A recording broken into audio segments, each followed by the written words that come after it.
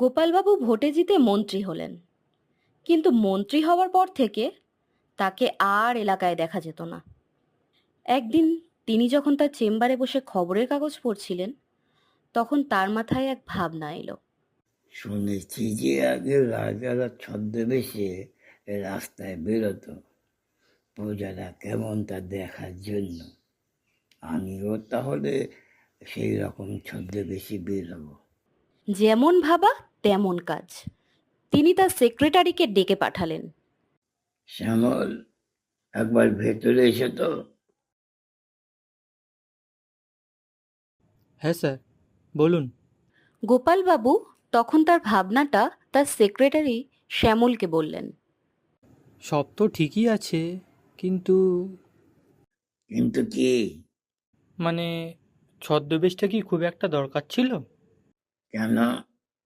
আসলে আগেকার দিন রাজাদের তাদের প্রজারা চিনতো, তাই তেনারা ছদ্মবেশে বেরাতেন।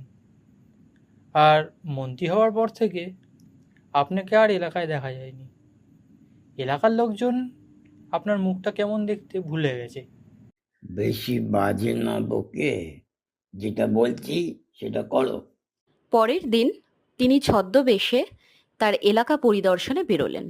বুঝলে শ্যামল, আজকে আমি গাড়িতে যাব না, হেঁটেই যাব। পারবেন তো?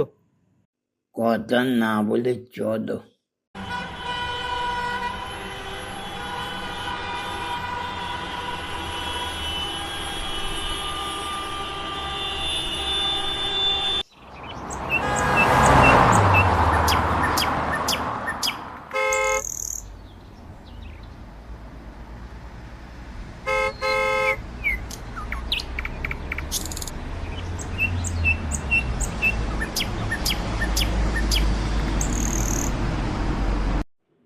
কিছু দূর যাওয়ার পর হঠাৎ তিনি দাঁড়ালেন, আর শ্যামলকে তিনি বললেন।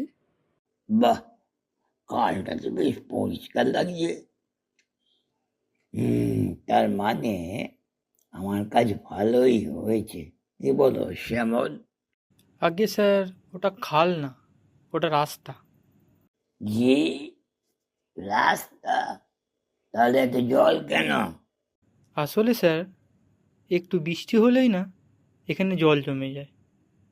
নিকাশের কাজে যারা আছে সব কটাকে বার করে দাও। স্যার, ভোটের সময় ওরা কিন্তু আপনার হয়ে প্রচার করেছিল, প্ল্যাকার্ড হাতে রাস্তায় মিছিল করেছিল। ওদের বাদ দেওয়া কি ঠিক হবে স্যার?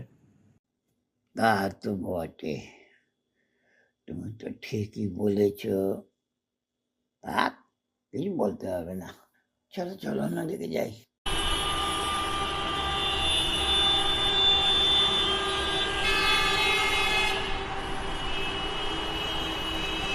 আরও কিছু দূর যাওয়ার পর গোপালবাবু আবার দাঁড়িয়ে পড়লেন। এবার একটু রাগান্বিতভাবে বললেন। এ কি, এটা কি নদী না কিন্তু খাল? আগে নদী স্যার। তাহলে এত নোংরা আবর্জনা কেন? আসলে স্যার, এলাকার লোকজন সব তাদের বাড়ির নোংরা এখানেই ফেলে। আর যে কারখানাগুলো আছে তার সমস্ত ময়লাও এই নদীতেই ফেলা হয়। এক্ষুনি সব কাঠকে ধরে যেতে বলো। স্যার, এলাকার লোকজন আপনাকে ভোট দিয়েছে, আর কারখানার মালিকরা টাকা দিয়েছে ভোটে লড়ার জন্য। ও, তাহলে ছেড়ে দাও, সব মাপ। এরপর তিনি শ্যামলকে বললেন। চলো ফেরা যাক। কিন্তু স্যার, আমরা তো কিছু দূরই এসেছি, এখনও তো অনেকটাই বাকি আছে আপনার এলাকা। না না, চলো চলো, আর কোথাও যেতে হবে না, সবই তো ঠিক আছে দেখছি। হ্যাঁ